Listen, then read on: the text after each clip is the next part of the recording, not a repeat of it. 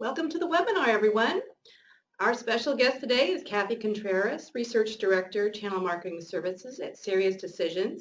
She's joined today by our own Stephen Kellum, President of CCI, and together they're going to present the new world of channel incentives. We've also allotted time at the end of the webinar for a Q&A session, so please type any questions you have into the chat box and we'll address them at the end of the presentation. And with that, I will turn that over to Stephen Kellum. Thanks, Carrie. Really appreciate it. And Kathy, thanks for joining us here this morning. Yeah, happy to be here. So the way that we're going to break this, oh, by the way, welcome everybody, and thank you for everybody for joining this morning. I know everybody's got busy schedules, so we really want to make sure that we provide you guys some good content today.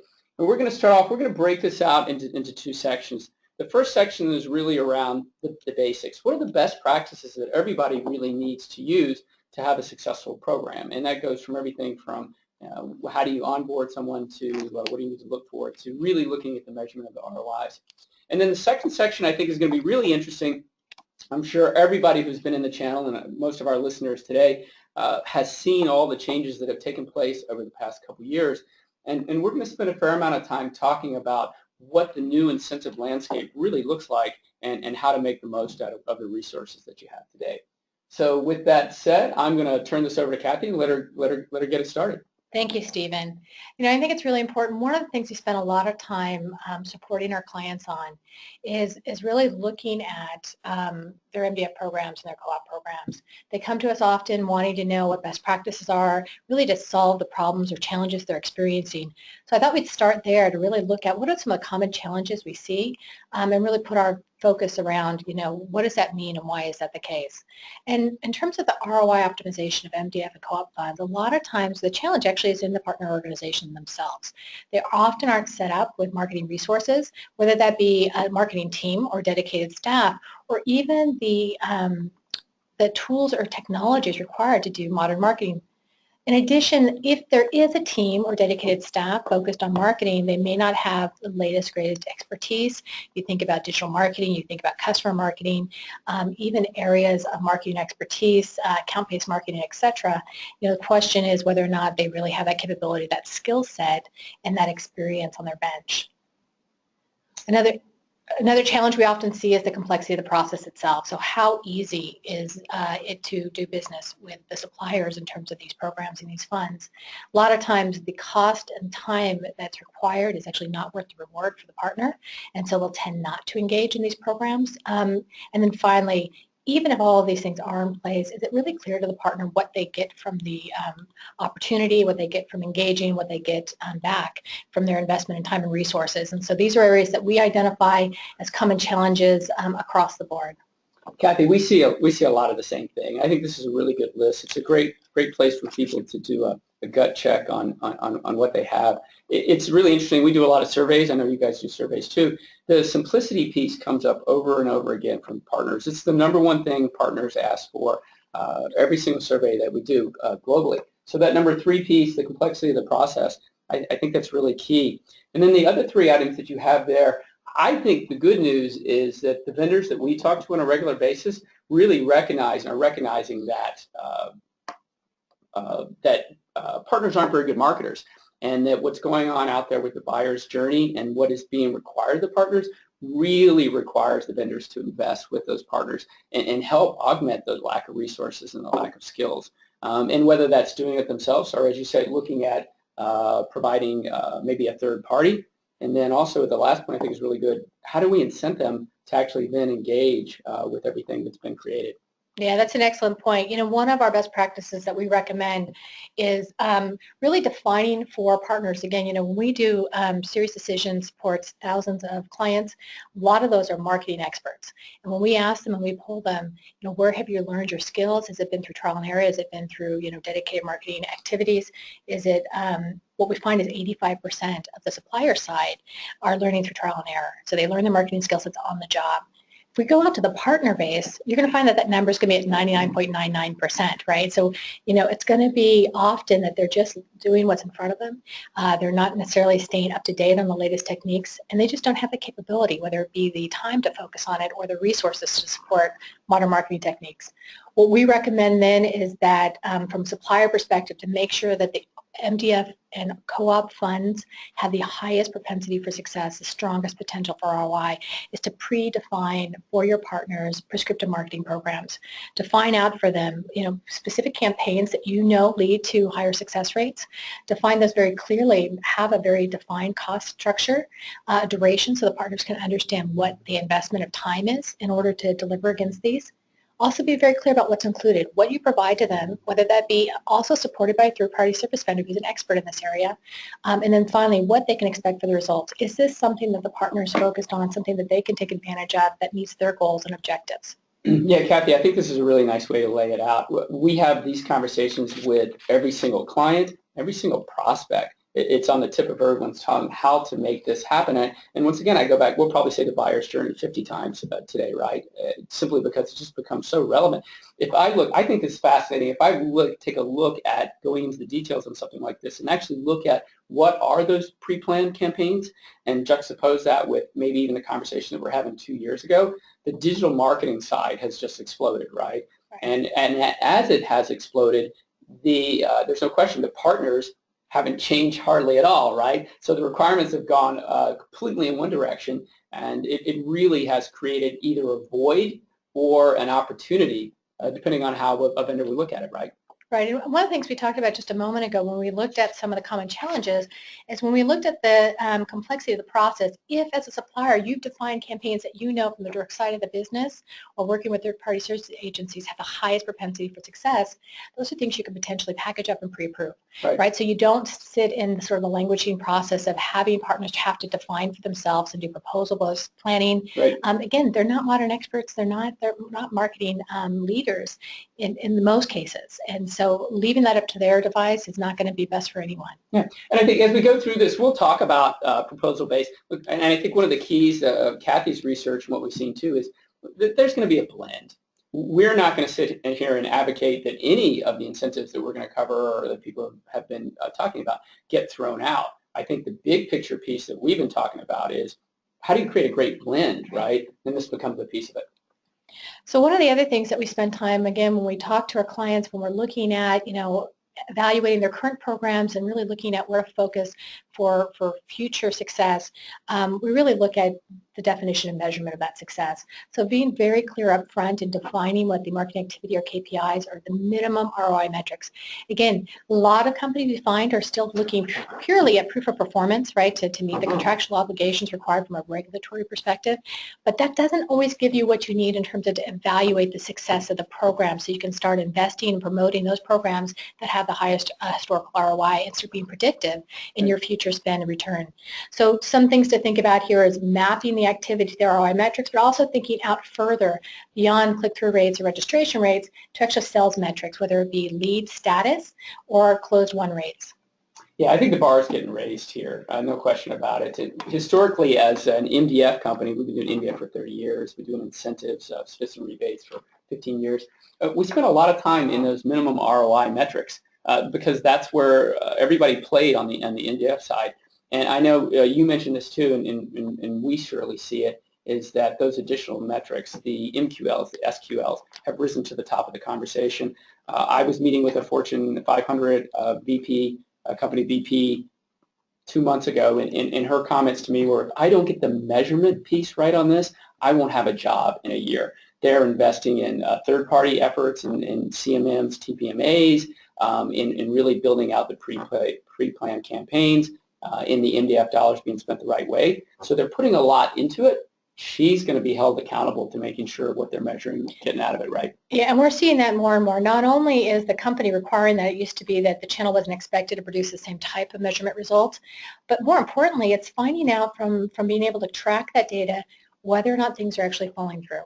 Right? Are things falling through the cracks when it goes from a lead to a qualified lead to a sales qualified to an opportunity? If you're not tracking that data, then you're not able to really diagnose if there's a challenge there, something you need to fix. Sure. I mean, I guess when you look at it, that's a great place to be, right? With all this pressure and accountability, to be able to get in and really dive in and see not only where you're doing right, but where you're falling down is absolutely critical. I agree. So just sort of in a summary, some things to think about, when we talk to our clients, again, focus specifically on sort of historically where a lot of companies have spent their time on incentives as an umbrella is around MDF and co-op. One of the things I often say in these conversations is let's talk about your program goals. What problem are you trying to solve? Because be very clear about that, document it so that you can track your progress and success against those individual goals. Sometimes it's actually around the utilization of these programs. Perhaps the partners just aren't utilizing their funds. We see that a lot. We see that pretty commonly. It might be on, if they are utilizing the funds, they're not seeing an ROI, right? They're just not seeing the return on investment that you would expect to see for those dollars that are spent.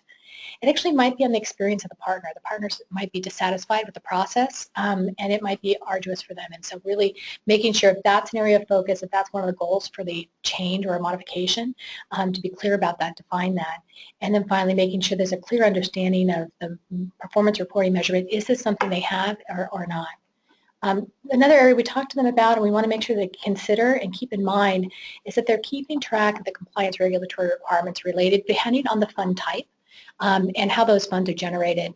So, that might involve different regulatory requirements, different accounting principles. So it's something that they need to make sure they're considering and working with companies like CCI to help monitor that process. And finally, what we often do is really talk about, okay, let's talk about your program goals. Let's look at the compliance requirements, but let's think about best practices. How do you take this forward?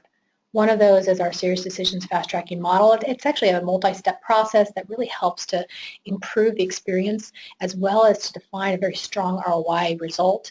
But two of those components within that are making sure you understand the partner as well as their go-to-market and mapping the right programs to that and being very specific, as we introduced before, doing prescriptive-based programs and menu-based plays. It's also about thinking about leveraging the power of channel technologies. And again, these are not just a single program, but perhaps looking at PRM solutions, integration with CMM or through partner marketing, or even channel incentive management like CCI and the other vendors in that space. Another critical area is around services marketplace. As we've talked about, one of the key elements in this area is in terms of a challenge is that most partners don't have marketing excellence or capabilities or even the resources to really manage some of the more successful marketing campaigns. Having a third-party service vendor provide that through and have that be funded through the MDF or co-op dollars is actually a very important best practice. It also allows you to garner more information in terms of the return on investment. They actually tend to have the tracking mechanisms to be able to track that data and provide that to the supplier. And finally, I think where we're going to spend our time in the rest of the conversation is really looking beyond MDF and co-op, thinking about the future of incentives expanding, and we'll talk about what that is and why we think that's important. It's a great process, and as I look at this, it makes me think about what our process is with most of our clients. Once again, since we've been doing MDF for so long, we've always talked about the program goals, right? And we sat down, and it's just a piece of part of our process on working with our clients to make their MDF incentives successful. The compliance piece, I've seen quite a bit of increase in dialogue around that. Every single client that we have or prospect, we end up having a financial best practices conversation. And I think it's really interesting whether someone's changing their program or coming on board as a new client, they're pulling finance in earlier and earlier to get through that compliance piece because it really is critical. And the ability to really define and differentiate between contra and marketing expense, we go pretty deep with folks around that, into that. There's a lot of gray areas around that, and I think it's becoming really, really relevant, not only to be able to make sure that they're providing the marketing activities that they really want to be able to drive, but to success, but to make sure that they're getting from the right budgets and from the accounting perspective it works well. But there's no question that all of this leads to the best practices. And from my perspective, I think this is a great list. To me, the one thing that I would add to this is I think all four of the pieces that you have up here tie together. And I think they have to look at doing all of these versus maybe focusing on just one. If you can pull all of these together, you're definitely going to create some synergies, right? And I think that's a key to really getting the most out of whatever programs that you're running. Yeah, Stu, and that's a wonderful point. The reality is it does take making sure that you're sort of aligning the right processes across all of those areas. Otherwise, again, you're going to have a critical failure rate. Right, and I think that you have to step through this. I like the way that you had that laid out into those three buckets. I know we didn't go, hey, this is step 1, step 2, and step 3. But if you try to do all the best practices piece, but you haven't really dotted your I's and crossed your T's on the compliance piece, you're going to fall down somewhere. Or if you haven't gotten your program goals and objectives bought off both externally and internally, you're going to fall down somewhere. So I do think there's a cumulative effect walking through that 1, 2, 3 process. Great. So I think what we're going to do now is then sort of shift our focus a little bit towards the future, really look at what we're seeing from an analyst perspective around incentives. And again, from a SiriusDecisions standpoint, we look at incentives as sort of a large umbrella. And if we look historically, though, what we've seen is that for the most part, channel incentives have been sort of viewed through the rearview mirror, really a look back, right? So you're rewarding past behavior.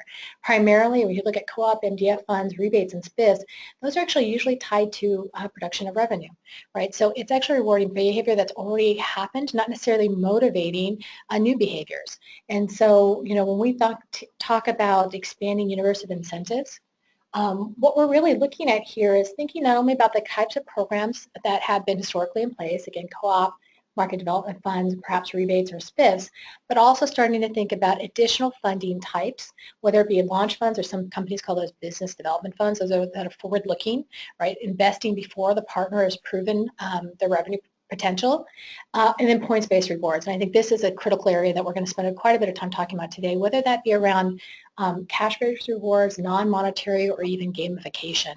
But I think that's an area, and one of the areas that I just want to call out here is that we don't necessarily think that you should invest in just one fund type. It should really be a blend of a few. Yeah, I think this is a great slide. I think this is the kind of slide people are looking for to quantify and qualify all the incentives that people have out there, and looking at the terminology. I think it's very, very timely and very, very relevant. Historically, maybe we had a client who was running a co-op and an MDF program, and then somewhere else, somebody else in an organization was running some sort of SPIF program, and maybe even wasn't even tied in together.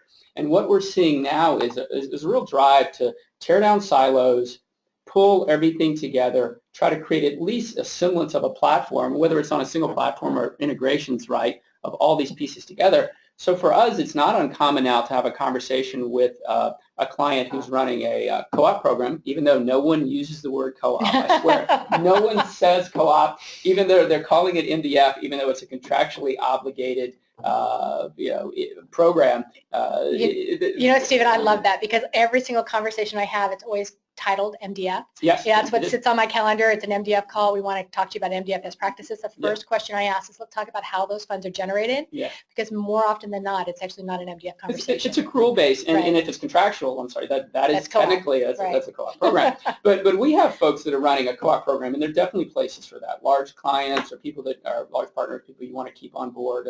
It's maybe even from a loyalty perspective. And then maybe an MDF, and that MDF could be run at a different couple levels. We can run an MDF that's accrual-based. See a lot of people doing that. They want the MDF activities for business development, but they're trying to figure out, how do I allocate those dollars, right? So they do it accrual-based. And then we see a smaller percentage, but a very, very large growth towards MDF that's truly proposal-based. And then that's getting away from being lagging, right? And that's enablement. That's actually moving towards preparing people to sell well. So we could see a co-op, an MDF, multiple MDFs, maybe even we have a lot of folks who run a joint marketing planner, and that's just a way of taking individual PAs and an MDF and grouping them into a campaign. So that's 4 programs running under an MDF auspice there. And then now the smart folks, I think, are really then tying in, okay, I've got that, and maybe I was running a rebate that was volume-based, and we were just writing a check every quarter, which we could have a whole meeting on. Yes, should it be writing, $20 million worth of just quarterly rebates versus just calling it a price adjustment? And they're coming in and saying, okay, we want to do value rebates as well. We want to start having the partners have some skin in the game on this, right? And we're fine with running a rebate, but we want even some basic gamification around that. We want some goals, we want some targets. We'll start to try that in together. And then they're even taking the spiff, which was historically, you and I have talked about a lot about this, it was the purview of a sales guy. Hey, here's a spiff. We need to move a product at the end of a quarter. Here it is. We run a spiff. And now we're seeing, I know you're going to talk about that a lot when we get into personas. We're seeing a real drive towards rewarding folks like SEs, especially in the technical sale.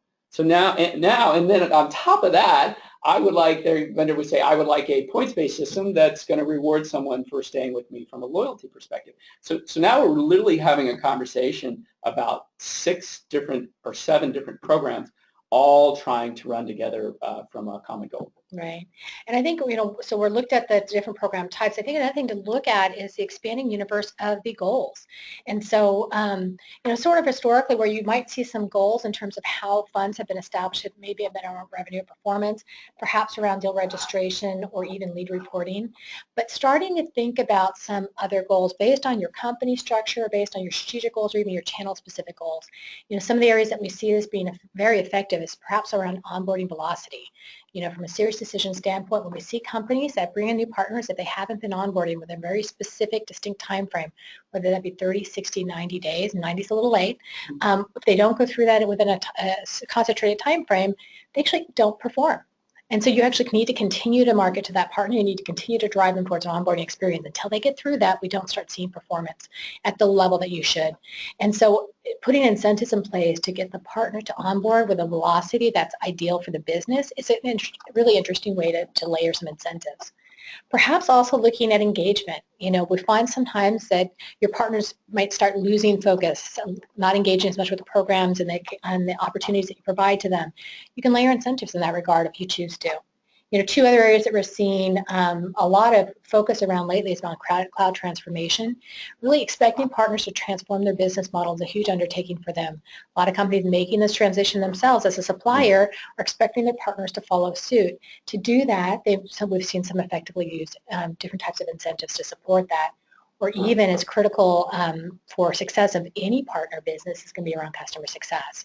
So there might be incentives around minimum customer satisfaction scores, perhaps around different customer loyalty or retention programs or renewal rates. But also think about if you're trying to drive your partners to become more modern marketers, perhaps take on digital marketing or social leadership capabilities. Again, think about what your goals are from a strategic standpoint. Perhaps you have an emerging technologies growth goal within the business, or even on a channel-specific standpoint. Are you trying to grow your partners to actually mature their business model in a way where they're more partner-led in the marketing? If so, make sure you're lining the right activity in terms of incentives to support that and motivate that behavior. I can't help but look at this from a supplier's perspective, and I think you're spot on.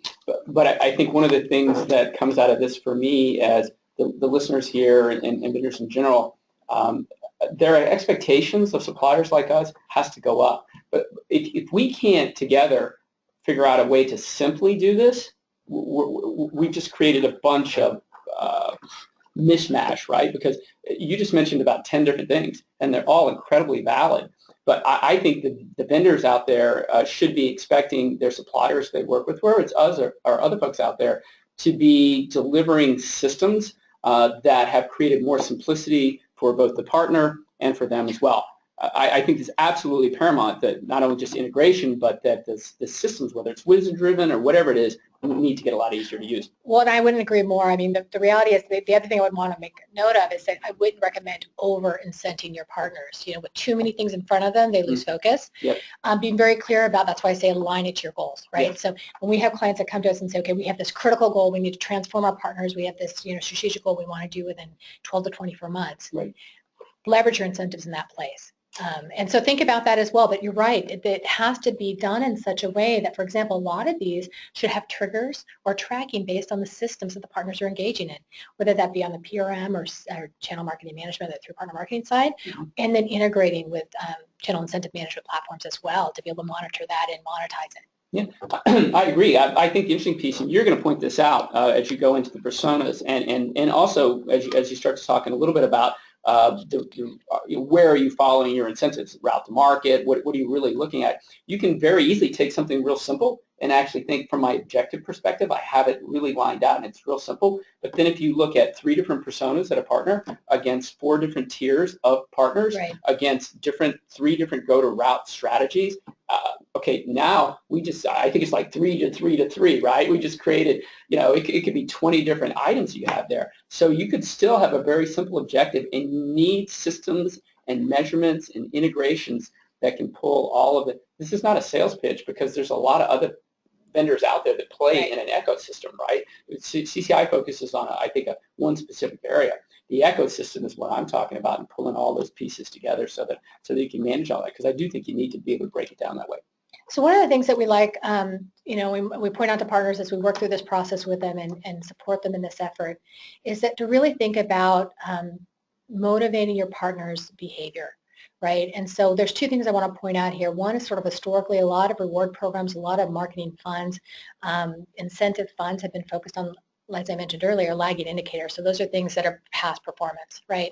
Really rewarding partners based on what they've already accomplished, as opposed to putting incentives in place that actually we would term leading indicators, so driving towards and motivating them, rewarding for future incentive opportunities. And the other thing I want to point out is starting to think about who you're going to incent. Are you going to incent the partner as an entity, or to change the behavior, actually motivate the right activity within the partner base to actually motivate a change or to drive them towards growth goals? Is that actually need to be done at the individual level, what we would call a persona level, or should that be done at a team or group level? So just two things to think about when you look about expanding and incenting your partners, starting to think about making sure there's a blend between lag and leading indicators, and really start thinking about who you're trying to motivate, what the right entity is to motivate in terms of where to focus your energy. Now, I think the interesting piece on this one would be, and you and I have had conversations about this, is what is MDF? What really is MDF? I mean, terminology-wise, it's Market Development Fund, right? So we've had this conversation where we've talked about, we have folks who've actually taken that, where traditionally it'd be a lagging indicator, and have moved it into the leading indicator piece, right? And they really created a subset of MDF. I think it's pretty smart. I think it all plays into the success of the blend. So as I mentioned, one of the things that we're recommending is that companies think about who they're incenting. But I want to step back a little bit. One of the foundational areas that we spend a lot of time with our clients on is really talking about their routes to market. So what partner types do they invest in? What partner types are part of their ecosystem of channel?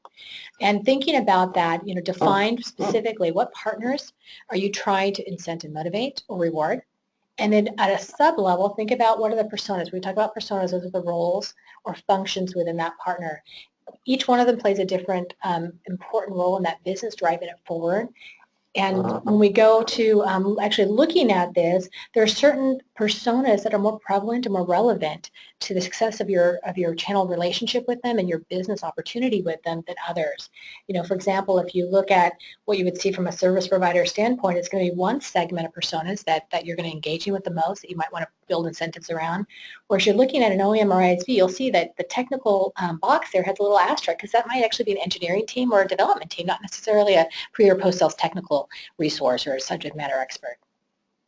Yeah, no question about it. Actually, the majority of incentives that have been driven, new incentives that we've seen over the past 18 months, have been around SEs, whether it's something from a learning module. It's not even just about certifications anymore, white papers, all business practices that the SE is driving. I think you mentioned it earlier that we're definitely seeing that the SE is a bigger influencer in these technical sales, right? They're playing a bigger role. And they're also getting backed by the internal individuals at the vendor themselves. There's just this real team effort, starting with the vendor support group, the CAMs, the PAMs, the SEs there that are helping the SEs or the partners that are then supporting the sales guy. Yeah, what we've found is that for, again, specifically in technical offerings, the SE actually tends to have a higher impact on the sales experience, as well as if you're looking at thought leadership or social leadership, they tend to have the right voice, right? Because they're very much the peer to the buyer. So you look at the buyer's journey, their involvement, incentives around that persona is critical, could actually have a higher impact on sales. The other great thing to think about is they're usually not as frequently rewarded. So the mind share of that persona is not as constantly competed against. For example, sales teams tend to get highly motivated in terms of incentives and programs put in garnered toward them. The SE doesn't tend to have the same amount of focus around them. Also think about if you're expecting your partners or looking for your partners to make a change in terms of perhaps become more modern marketers, leading marketing, partner-led marketing efforts, think about the marketing persona as somebody to incent. Also, when you think about customer success, renewal rates, customer excellence, customer experience, that might be the post-sales support or the customer success type persona. So again, really thinking about what the corporate goals are, what your channel goals are, and then making sure you're laying in the right incentives to support that. Oh, absolutely, because I even think the buyer, once again, we said the buyer's journey, I think we've said it less than 20 times, so it's not, we haven't gotten penalized for that yet. But the reality is in the buyer's journey, when the ultimate customer is more prepared when they're coming to that partner, they're looking for validation and not so much information. And it's created that salesperson in that partner environment has to be either a marketing person as well or have good marketing support to make them be able to offer an ROI example, a case study. It's not speeds and feeds anymore. It's risk mitigation and business continuity. I mean, it's a completely different sale in a lot of instances. And I think there's a lot that can be done to either get the marketing folks at a partner and the sales folks to be tied together, or to make that individual, depending on the size, right? Some of these guys are pretty small, to be able to know where to go and what to get and how to present what needs to be presented to the ultimate buyer. And Stephen, that's so true. You know, one of the things that we do is, we talked about this a little bit about looking at different considerations when you look at your incentive strategy. You know, one of them really is to think about the persona, really focus very clearly at who you're trying to motivate, whether, again, it's the partner or an individual or group within that partner base. Also, thinking about perhaps layering it based on the journey stages. So this is SiriusDecisions partner journey stages indicated here. The ones in green are the post-commitment stage. So once they become a partner, post-recruitment. And there might be, as we mentioned, some incentives you want to put in place around onboarding velocity. Perhaps their later stage around specializations or even business planning or QBR achievement or engagement with programs. So thinking about if you have specific goals around perhaps new partners or onboarding within a certain desired time frame, or getting more partners to become specialized, if that's one of the channel goals that you've established. Again, really being very clear about where that plays into the 6 journey stage focus can be an important part of your strategy. Yeah, we have a lot of clients who have growing channels, and the velocity piece comes up quite often. And I agree with you. It's the velocity is so important to not only get them to accelerate to success.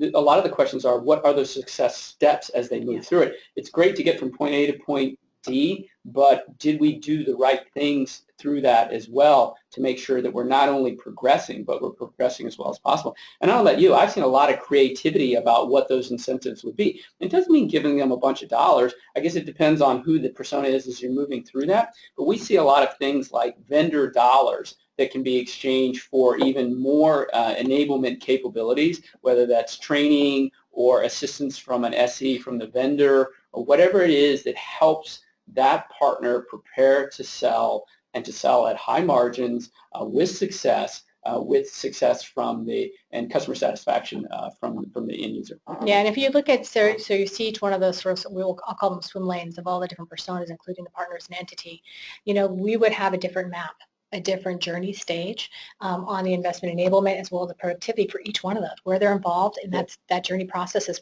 opposed to, as well as what's necessary to motivate them through and to encourage them through those gating factors. Well, and a shameless plug for SiriusDecisions. I mean, you guys have great data, and you have really good studies and white papers out there. And so I highly recommend, if someone's interested, check out SiriusDecisions if you're not already working with those guys. And just fabulous content that really goes in deep on this. Sorry, shameless plug. But Thank you. I appreciate it. So, we've talked about buyer's journey a couple times, and now you're going to see it on the screen. Another thing to think about is think about the continuum of the pre- and post-sales experience that the partners are extending to prospects and customers. And think about mapping incentives, again, depending on where your growth goals are in that relationship. When you look at pre-sales, SiriusDecisions has a buyer's journey that really maps out 3 distinct stages of the buyer's experience. And then once they become a customer, there are 4 distinct stages when we look at a customer life cycle. This is an area we're spending a lot of time with clients on these days on both sides of this continuum, because it's a really critical area for partners to build new leads, net new logos, net new business, as well as to maintain and retain their existing customer base. Critical cloud, critical for all partner types. When we talked to most partners, in fact, I was at a partner advisory board not too long ago, and we were looking at both of these sides of the house in terms of buyer's journey and customer lifecycle and best practices around each. And when I went around the room to the 30 partners present, the partner owners, there was no one in the room that had less than 80% of their business was through existing customers. So it's such a large part of their business capability and their revenue. So that customer lifecycle is really critical. And so thinking about that, you might want to look at, again, per the persona or focus area, whether it be partners or the individuals. And the pre-sales effort, it might be around what the partner's doing in terms of thought leadership or demand creation programs. It might be around their lead development or maturation process. as well as adhering to SLAs or doing deal registration, right? Those are the types of incentives you might want to focus there if that's an area of critical need for the business. When you're looking at the customer lifecycle, there's a number of things that you can incent or build processes around or motivate, and that could be around engagement with the customer, marketing to customers. Again, 80% of their business is through existing customers. It might not be the supplier's customer. It might just be the partner's customer. So focusing them on marketing to their customers your solutions, it's a different type of marketing, right? Yeah, it really is. And the place that we've had some interesting conversations, a lot of interesting conversations lately, is as vendors are adding either a cloud service or moving all the way to cloud or just moving towards that recurring revenue cloud side, and they haven't been able to go to the stockpile of available cloud partners that are over on 3rd and D Street, right? I mean, it's like, where do you find those guys? A lot of them have had to move their existing partners over.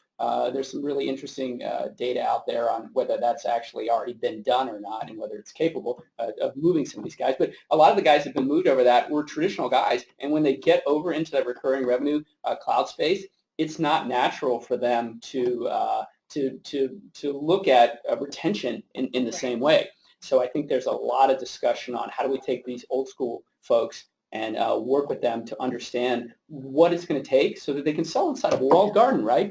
Well, and the interesting thing is we spend a lot of time with our clients in this, helping them map out from a supplier's perspective their customer life cycle, and then to helping them to map it out for their partners. So their partners can extend that through, because when you're looking at the life cycle, the majority of that effort is not selling, right? Yeah. It's supporting and providing value and enabling them to customers. It is selling. But your persona, the persona you want to do a lot of that engagement is not your sales rep. Yeah, but so this is where what Larry Ellison said, you're either in sales or you support sales, right? And I think it's pretty funny that that is just really becoming true. That whole organization is a personification of a, quote, sales is not the bad word here, right? This is what we all are working together for in an organization, once again, so that they can build that recurring revenue. So I was just tongue in cheek. So we've gone through a lot of information today. We started really by looking at, MDF and co-op programs historically and some best practices, as well as some things to consider as if you're looking at your programs today and you want to optimize those. We also sort of started talking about looking at a broader universe of channel incentives and really thinking about new ways to expand that. And that really thinking about it by looking both, again, as I indicated, at lagging and leading indicators. So that leading indicator area is usually a greenfield for most suppliers. They haven't done the shed, or if they have, they just started to. So really follow best practice in that, see what's working well. Also looking at the optimal mix. What I get a little nervous about is when they say, okay, we're not going to do co-op or MDF anymore. We just want to purely do incentives. That's not the right recommendation, right? You want to have a blended program. There's a value in the different funding types, but also thinking about defining those based on your corporate goals or your channel-specific goals. Is it around recruitment? Is it around increasing the productivity of existing partners and making sure that you're aligning those incentives appropriately? And then finally, a number of things you want to look at when you're developing and strategizing on this. It's really thinking about it from a partner type, even a partner tier. And we didn't talk about that much, but these are going to be different based on tier. You might only make some of these programs available for your top 2 tiers or your top tier. Look at the persona. Think about the journey stages that your partner may be in and how you might want to motivate behavior to move them through those quickly, as well as really thinking about aligning if you're really focused on that new business and or increasing the value of current customers, lifetime value of current customers. Think about both the pre and post sales efforts of those partners and incenting those and rewarding those behaviors appropriately. All right, Kathy, thank you. Really appreciate you coming in. Have a lot of respect for the research you guys do and your guys' analysis. So I really appreciate you taking some time. So folks, we're going to open it up a little bit to Q&A here. We're glad to take a few questions. We got a little bit of time left. And then also, if you would like to reach Kathy, we've got your Twitter handle here. So please feel free to reach out to her or myself as well. Great. We have a number of questions. We'll get through as many as we can in the time remaining. First one is, how difficult is it to integrate incentives with channel marketing agencies, and how expensive is it? Kathy, do you want me to start on that one? Do you want to? Yeah, why don't you go ahead? Okay, right. Since we have this conversation on almost a daily basis, it depends. One of my mentors in this space got me saying it depends, and it's not necessarily a bad thing. It depends on what someone's trying to achieve. Kathy and I, we were actually talking about this. Kathy and I were actually talking about this earlier. It depends on what systems a company is using and which CMM or TPMA that they're looking to do business with. The expectations should be, it should be pretty simple. We've all evolved enough with standard APIs out there that it should be relatively simple to do this. What we've been doing at CCI for years is not rocket science on the MDF. The data that most people want from a platform like ours to be tied into either their CRM or their TPMA is pretty straightforward. And the TPMAs have done a really good job of understanding what's out there, what needs to be pulled into their system basically that's being spent, so that then the vendor, yourself, can then look at it and go, all right, here's what I'm spending and this is what the results I'm getting. And the results I'm getting from an independent third party are really valid, right? And I think that's the real key to that. So the costs have come way down. It's gotten a lot simpler. You should expect to be able to stand something up in a relatively short period of time. A lot of our clients, what they would do if they're a new client coming on board, would get their MDF program up and then maybe do a phase 2 in the second 60 days or so and really get that thing going. So it should be pretty straightforward. Well, and we really see this as a trend that we're going to see more and more of, not only from a need from the marketplace, but also the ability for these organizations to be able to integrate their platforms, right? I think that's critical. And when you look at the simplification, I would really look at it from two lenses. One is how simple it is for the partners to use. How clear is it to the partners of what's available to them? What's that process look like? What's their experience from a usability standpoint? Right. The other area is on the supplier side, right? How easy is it for them to set these programs up? And then what is the reporting and measurement capability? Is it providing them in, guidance, intellectual guidance and data-driven insights as to where they should stand up more programs or which type of incentives are actually having an impact on their business? And so totally agree that this is something that should be done and is continuing to see more and more of. Well, I think the points you just made are the value, right? That's the value statement. And one of the things when someone asks how simple it is, you got to sell this internally, right? Because you're going to have to pull in your IT group, you're going to have to pull in resources, and this is going to take different departments coming together too, especially in the larger tier ones. You're going to have completely separate organizations that maybe run the marketing, and then a different organization would run the ops side of it, right? And they're going to have to talk together and figure out how to pull these pieces together. Yeah, so I think that's obviously the internal justification. Yeah, fantastic. We have time, I think, for one more question. So if we don't get to your question, please email us and we will contact you individually. But let's do one more question while we have a couple minutes. For companies considering broadening their incentive offerings for partners, how do you recommend they get started? I'll start on that one, and Stephen, if you have something to add, I welcome you to join as well in the response. I mentioned it a few times, but I really think the important thing to do is to step back and look at what are you trying to solve. What problem you're trying to solve. If you're looking at like in a current MDF or co-op program, again, where is it broken, or what are you trying to optimize? If you're thinking about expanding to include other incentives, which we recommend as a best practice and definitely as a trend we're going to continue to see, it's about making sure you understand what behavior you're trying to motivate or reward, right? So start there. I would not recommend you do everything, right? So be very specific. If you have top 3 channel goals for the year, think about how your incentives can help to motivate and actually reward that activity. And so be very structured in that purpose. Yeah. I mean, the only thing I would add to that is have systems that allow you to track this and then really look at the measurements, because as you start to expand, as you said, there's a reason for doing this. You want to be able to measure the results, right? So this is about ROI individually across each one, and how to really justify what you're doing, to learn from what you're doing, so that you can take the positive and add to it, and then, as we talked about, find the things that are challenging and remove them. But it really is going to be about, how do I measure it, and then how do I share that measurement easily? Well, it's so interesting you mentioned that. We didn't talk about this much, but just as a sort of a final thought process is when you look at the measurement, there's, a couple things that I think are really valuable and incredibly powerful there. One is it allows you to get insight as to what your future results might be, right? Once you start getting some metrics that have a little bit of predictability to it, you can declare, if we spend this amount of money, then we'll see this result. It can help build out a pipeline, right? And that's something you don't necessarily always have the opportunity to see in the channel. So again, capturing that data, evaluating that data is absolutely essential. The other thing is that you can help motivate partners by providing some marketing to them the success of these programs. We find a lot of times that partners aren't leveraging these funds, and there's a sense of, okay, we want the partners to do more. Why aren't they? Well, market it to them. Show them what the investment has been. Show them how other partners have succeeded and what the ROI of their investment has been in terms of spending those funds in the right places or leveraging those incentives in the right regard.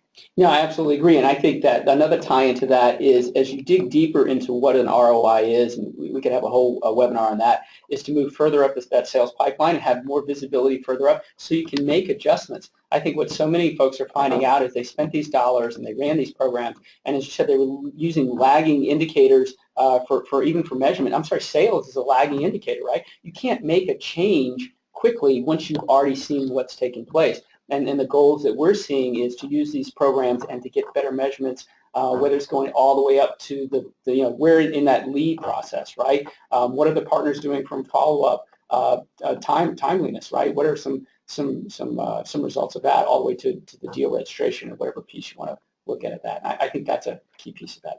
Oh, critical. Yeah. Well, thank you everyone for joining us today. We will have a recording of this webinar along with the slide presentation available on the CCI website. And for those of you that pre-registered, we will email it links to everybody so you'll have that in your inbox by the end of the week. Thanks again, and we will talk to you next time.